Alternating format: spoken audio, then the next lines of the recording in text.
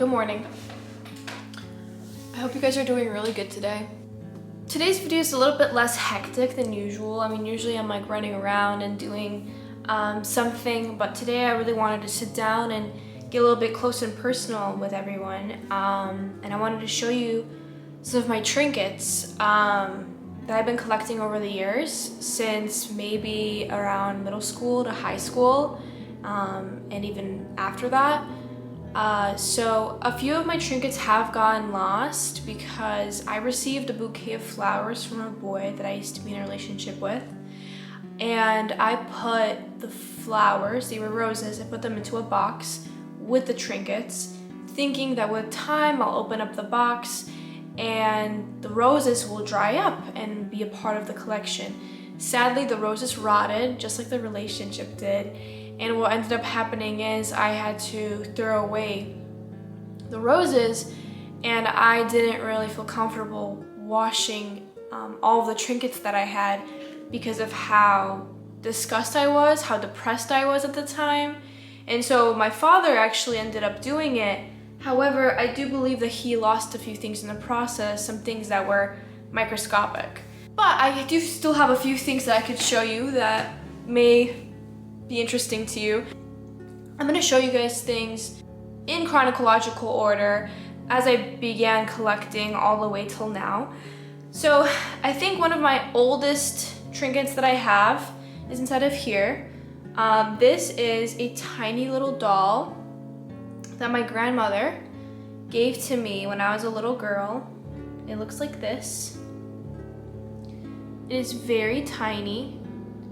It's missing a few limbs, it's missing an arm. This doll represents to me is my grandmother and how she raised me. So when she was here, she would come from Poland while my parents were working, and she would take care of me and my brother.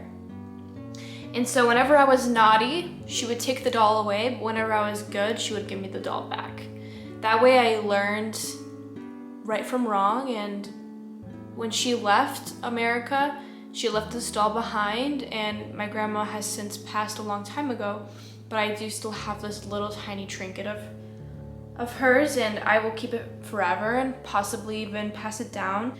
Next trinket that I have is one of the first memories that I have of collecting trinkets.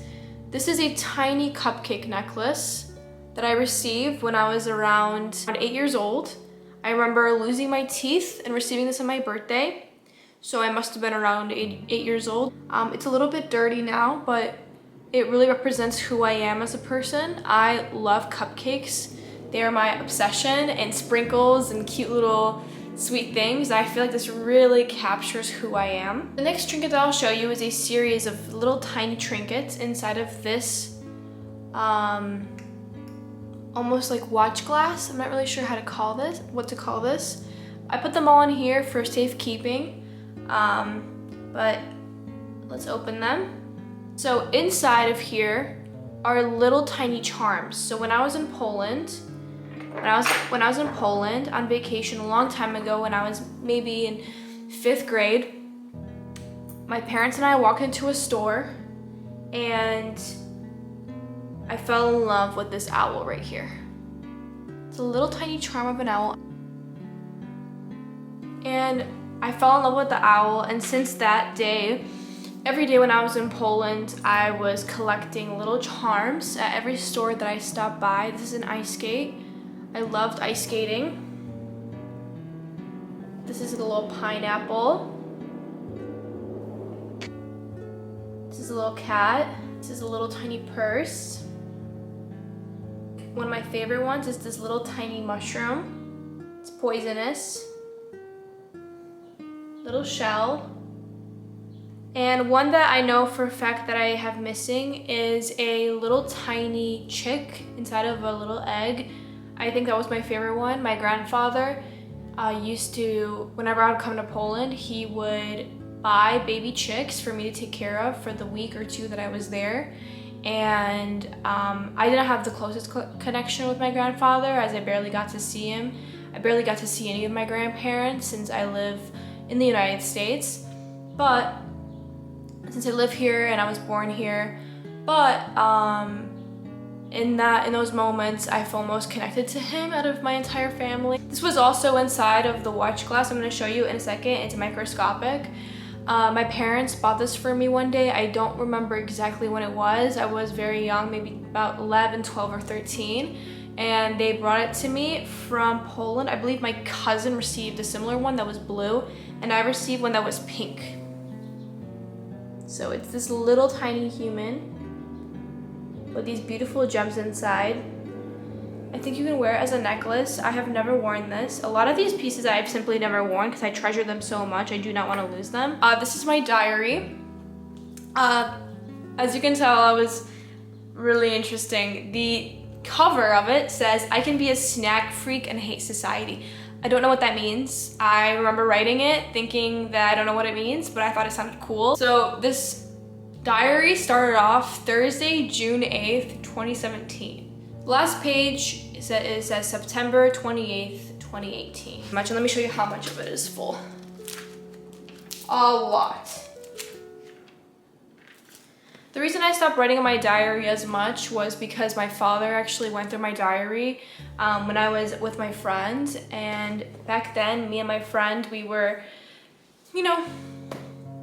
trying new things out. And so for some reason, we decided to smoke tea. I don't even know how that works, but we thought it was a clever idea to make DIY cigarettes out of tea leaves and paper and smoke them. It was really dumb. And kind of cringy, but I don't know, I wrote it in the diary, and then one day I came home and my father had a very distinct aura to him. I was like, "Oh, Dad, what's wrong?" And then he was something like, "I don't know, you tell me. I'm not the one smoking tea. I don't even..."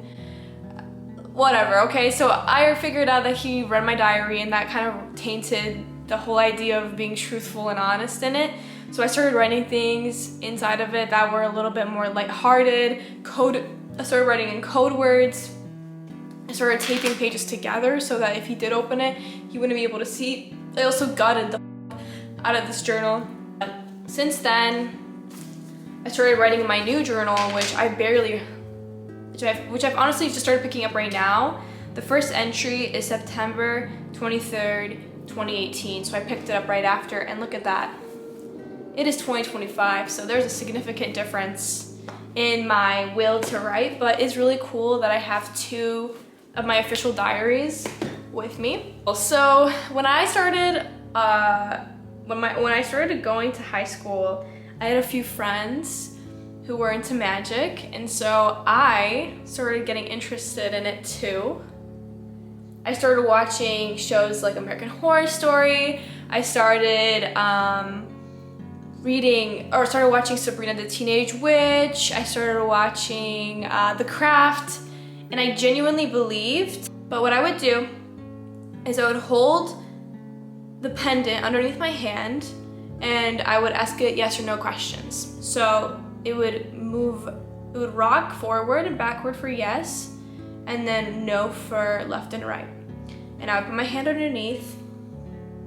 I would stabilize it first. And I would say,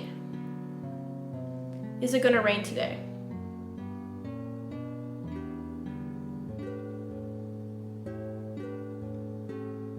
Oh, it's rocking yes. And it would just tell me things, right? It did end up cracking on the tip somehow. And I got so sad that I cracked it that I kind of stopped really caring about the pendant itself. And after that, I ended up buying a new pendant. Are they even called? I'm not sure if they're called pendant. I ended up buying a new one. And yeah, I've worn it as a necklace before. The next trinket that I have here is a really beautiful, almost like opal crystal. You really can't see its beauty without me shining some light on it, maybe. Oh, look at that. You really cannot tell. And it feels really, I don't know, it's just really beautiful to me. The next crystal that we have here is this beautiful purple crystal that I bought because I just loved how spiky it was. It felt fuzzy to me and sweet, like candy. So this is another really cool crystal. I don't really know the name of it, but it's super pretty and geometric. It is lab made, and you can kind of tell because it's starting to wear away its color. So the last crystal is the most important crystal that I wanted to show you today. The reason why it has importance is because my parents and I and my brother, we all went camping one weekend a long time ago. My brother and I, we were really little at the time, and my brother was super duper scared to cross the dock. The dock was really long, it was on the lake, and he would not cross it for his life. So my dad ended up somehow going into the woods, probably to use the bathroom, and he came back with this crystal and said that he met a fairy in the middle of the forest, and she told him to give my brother this crystal for safety and protection. My brother did in fact cross the dock, and so this crystal ended up kind of staying in my house and no one really cared about it, so I grabbed it because I felt like a really strong connection to it. The next trinkets that I have, I would consider them all kind of the same. So when I went to Venice, Italy, every little storefront was selling these tiny little candies, and tell me that these are not the cutest little candies ever. Next, what I have are my current obsessions. I was thinking of doing like an obsessions video of like things I'm obsessed with, but I would consider these a part of my trinket collection. These are my bracelets, my Italian charm bracelets. They are so adorable. Every little part of the bracelet, it's almost like its own collectible. Next, what I got is also from Italy. I have this little tiny glass ladybug. I saw it in the storefront and I knew that I needed to have it. It has little tiny legs and little antennas, and it's so tiny, but someone made it. Up next, what I have is this matchbox I found at a store. I fell in love with it. I love mermaids. I do in fact use the matches quite a lot when I can't find my lighter. Next, we have this little tiny seashell. When I went to Mexico with my family, the scuba diver that we were with, scuba diving, he gave this to me, so I kept it. Another thing that we have is a little charm that has a little rose inside of it. I think it's so pretty. It reminds me of Beauty and the Beast. Another thing that we have is this little tiny ring that my mom gave me. She found it in her elementary school when she was a little girl.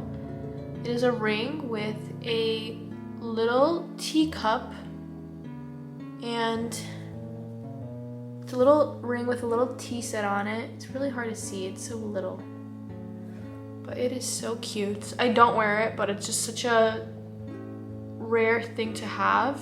Another really cool little thing that I have, a trinket, is the seahorse charm. I believe that I got this at the Shed Aquarium. I don't really remember exactly, but I remember seeing it and my parents getting it for me. Another one I have is this gorgeous snake ring. It's real gold with a ruby eye in it. I got it for my birthday a long time ago. I think it's beautiful. I don't wear it either, but I think it's so cute. And the last thing I want to show you guys is the most important piece of jewelry that I own, in my opinion. I got this for one of my birthdays. It is a gorgeous real gold and diamond necklace. On the back, there's an engraving, April 7th, 1903.